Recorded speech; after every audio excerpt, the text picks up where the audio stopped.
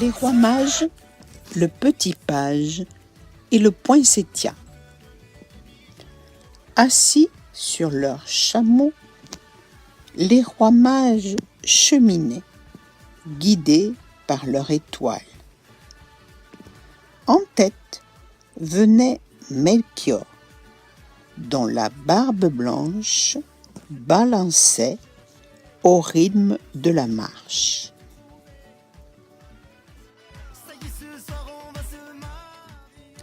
Derrière, avançait à pas cadencés le chameau de Balthazar, puis celui de Gaspard. Tout au bout de la file, un petit personnage fermait le cortège. « Allez !» criait-il de sa voix pointue. « Avance, chamelon glouton ! Si tu t'arrêtes à chaque brin d'herbe, nous n'arriverons jamais. » C'était Candide, le petit page. Sa mine était triste et boudeuse.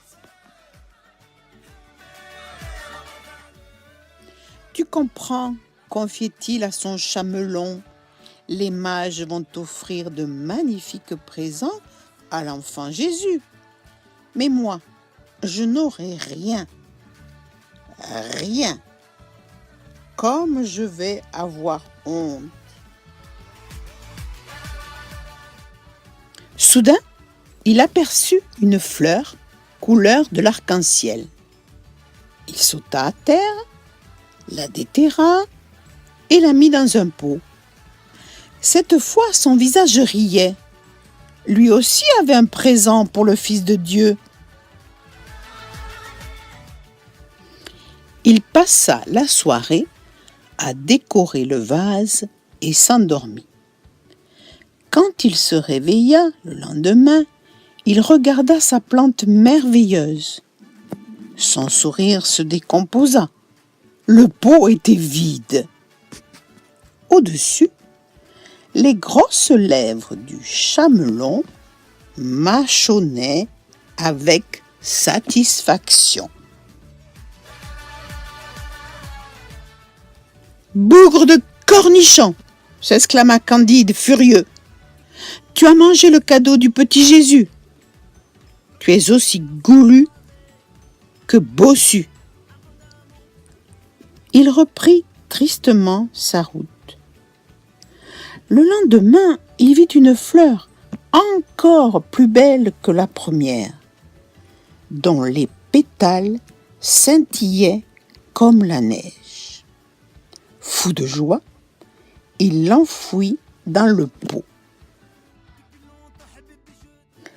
La nuit venue, il attacha son chamelon à l'autre bout du campement et s'endormit.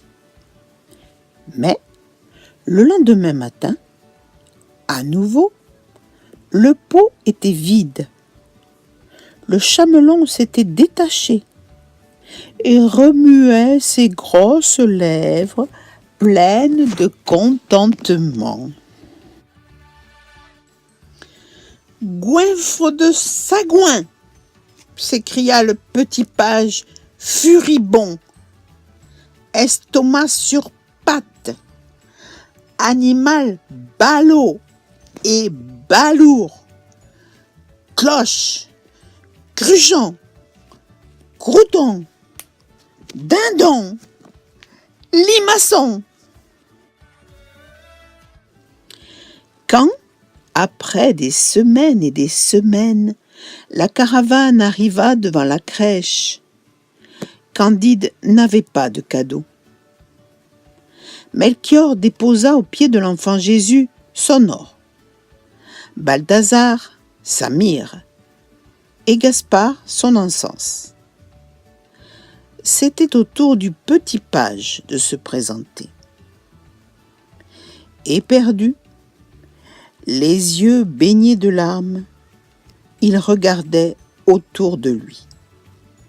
N'y avait-il pas une fleurette à cueillir ? Il ne vit rien, sauf un pauvre arbuste feuillu nommé poinsettia que le chamelon avait commencé de brouter. En désespoir de cause, il coupa quelques branches et en fit un bouquet.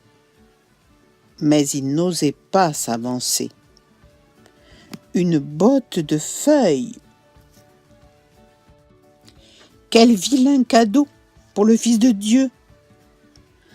Alors Melchior lui murmura avec douceur: s'il est offert avec amour, le plus simple des cadeaux devient le plus beau. Encouragé, Candide s'avança. Couché dans la paille, l'enfant Dieu le regardait avec des yeux pleins de bonté. Le petit page déposa son modeste bouquet au pied du berceau.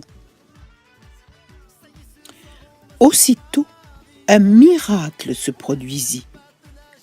Les feuilles qui étaient à l'extrémité de chaque rameau se colorèrent d'un rouge somptueux et formèrent des étoiles flamboyantes comme le rubis.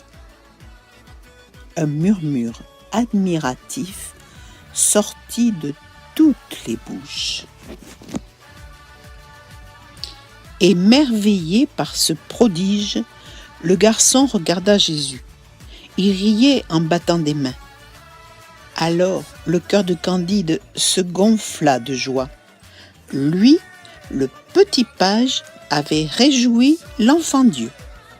Il était si heureux qu'il sauta au cou de son chamelon et l'embrassa sur son gros museau glouton.